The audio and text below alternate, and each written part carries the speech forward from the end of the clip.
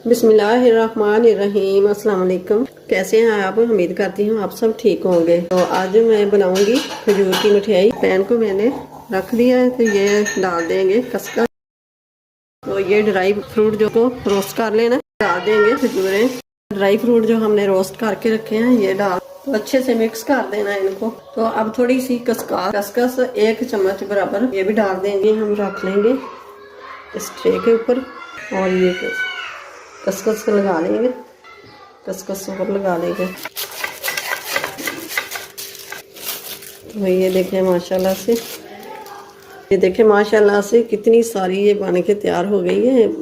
माशाल्लाह से 1 किलो के करीब बन गई। तो आप भी ऐसे ज़रूर बनाइएगा और वीडियो को शुरू से लेके एंड तक ज़रूर देखिएगा। और रेसिपी अच्छी लगे तो इसे लाइक करें और ज़्यादा से ज़्यादा शेयर करें। तो मेरे चैनल को सब्सक्राइब ज़रूर कर दें और साथ ही बेल के बटन को प्रेस कर दें कि मेरी हर आने वाली वीडियो